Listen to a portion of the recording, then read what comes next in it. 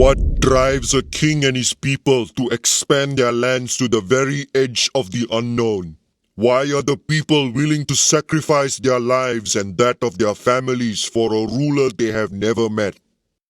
The legends of our ancestors is what drive us. The way people speak of our predecessors and what they managed to achieve. Everybody here has heard of the great Srivijaya Empire, a great power of the past that exerted its rule upon all of the islands and even dared to dictate high tolls to the Indian and Chinese trading ships that passed between them. Sadly, that same greed also led to their downfall. The animal that we hold in highest esteem in our culture is the kanchil, and foreigners laugh at us when they hear about it. Why would you ever think so highly of such a small and benign creature, they ask. But that is because they know nothing of its heart. Despite its unimpressive appearance, the kanchil has the ability to overcome any obstacle, defeat much larger adversaries through sheer cunning, and possesses a bravery like that of no other animal. Just like the kanchil, small and benign as we are now, we will raise a new empire from the ground up, the Majapahit Empire, larger and stronger than any before it. Our legends will ripple through the ages, and we will be remembered.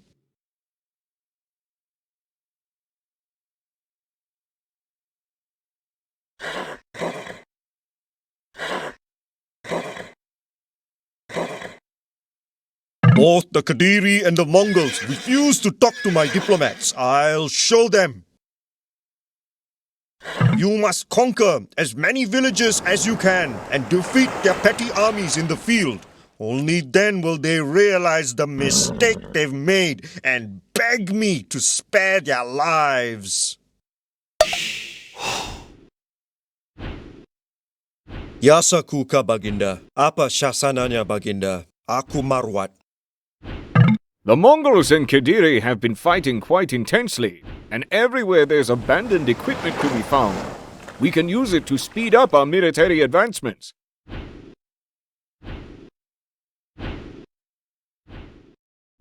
And this is how our founder, Arya Viraraja, created the Majapahit Empire from the small village he was given, defeating his Javanese overlord and the mighty Mongol invaders by being cunning, just like the kanchil.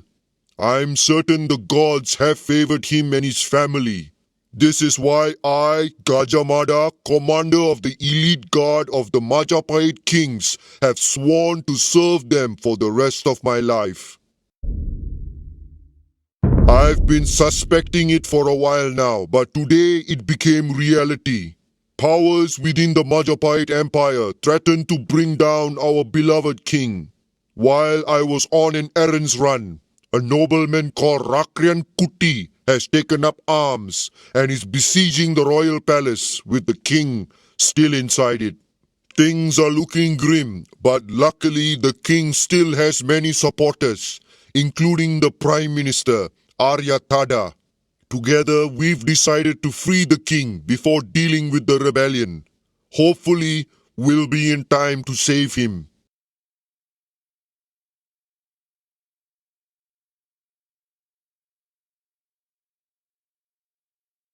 Our king is trapped at his palace in the city. You must save him, Gajah.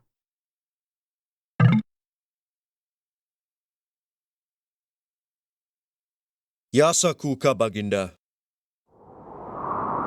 Iya. Yasakuka Baginda. Aku pangarti. The rebels have a strong grip on the city, but we can still count on the support of the people. If we go to them, they will give us what we need.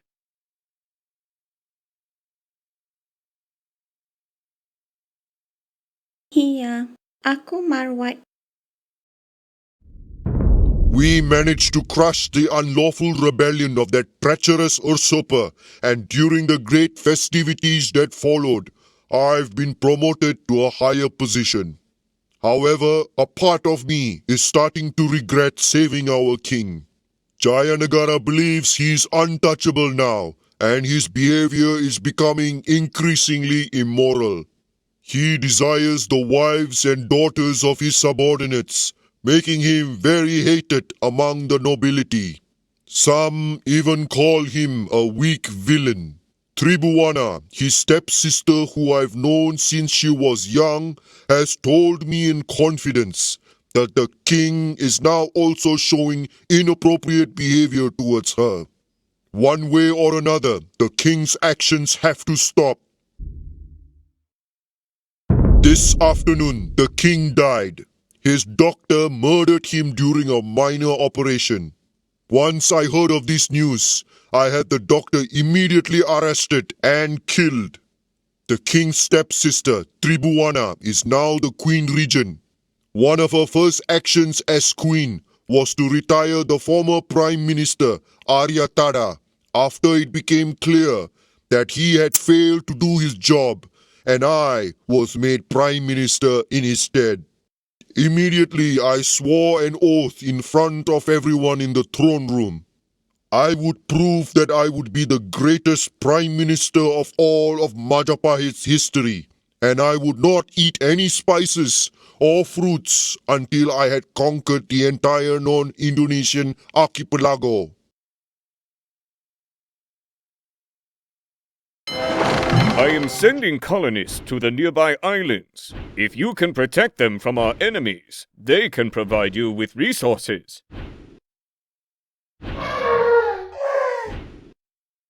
Yasaku ka baginda, aku pangarti.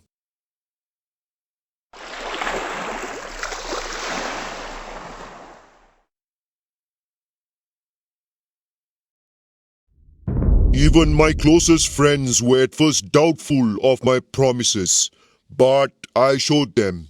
One by one, our mighty army and majestic fleets conquered the surrounding territories. From the paradise island of Bali to the old ruins of the Srivijaya Empire, all are now under control of the Majapahit Empire, just like I said it would. Time is relentless as I am growing older and older. The queen abdicated now that her son Hayam Wuruk has come of age. Nevertheless, this does not affect my objectives. Retaining my position as Prime Minister, I'll continue my military campaigns. My work still isn't done, as my oath is yet to be fully fulfilled. Majapahit's navy will go east, towards the rich tropical islands.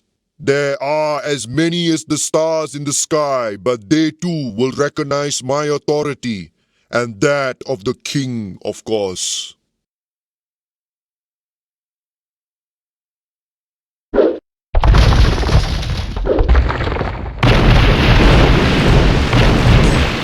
Islanders and their blasted gunpowder ships. I guess we'll have to continue on foot now. Apa syasananya, Baginda? Apa syasananya, Baginda? Aku pengerti. Never before has an empire controlled so much of the Indonesian archipelago. The Majapahit Empire is truly blessed. Even the Chinese and Indians have recognized its power. All that remains for me to fulfill my oath is to take the one remaining kingdom on the island of Java, the Kingdom of Sunda. They can no longer be allowed to exist on the very same island as us. Even though my king maintains good relationships with them, I'll find a way for them to submit to my will. I came up with a plan for the Sunda issue. I've arranged a marriage between my king and one of their princesses. They think the wedding documents secured an alliance with us, but in fact, it states they will submit to Majapahit rule. My king has ordered me to go to Bubat Square in our capital to welcome the princess as she arrives with her family and escort them to our palace in safety. Even he doesn't know of the plot. I don't know how they'll react when they find out the truth, but I won't give them the chance to do anything about it. As we speak, my army encroaches on Bubat Square. Faced with the harsh reality of the situation, the Sunda will have no choice but to continue the ceremony.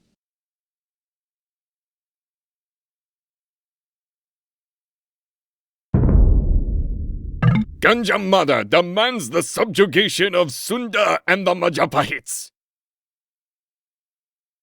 That's not what we agreed upon. We'd rather die as free men than to live under chains.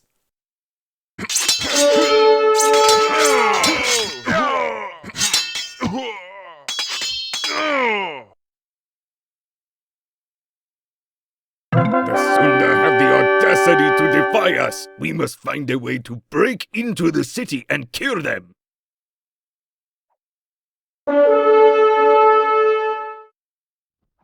Yasaku ka, Baginda. Aku pangarti. Aku pangarti.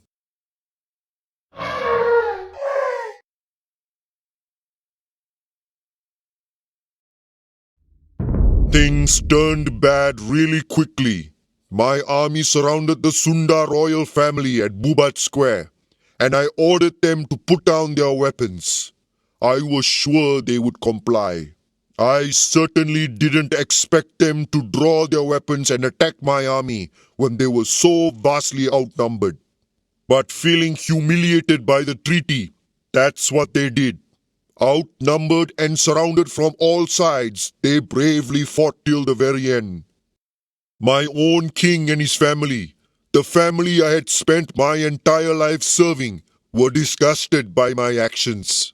When the king summoned me, I could see the disappointment and loathing in his eyes. In tears, he told me that his bride-to-be had committed suicide after the events that took place, and that I had ruined the reputation of our empire. Many in the Majapahit Empire wanted me dead, but because of my long years of service, the king did not desire my demise. Instead, he told me to withdraw from the royal court and to retreat to a small mansion in the countryside.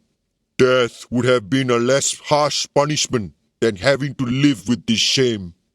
And so, here I am, a lonely old man, once ambitious and young, now trapped in this secluded place.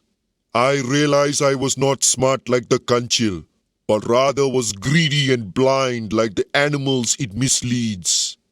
The assassination of the first king, removing the former prime minister, all the schemes I had in place. I let nothing come in the way of my ambitions. And now I have to pay the price.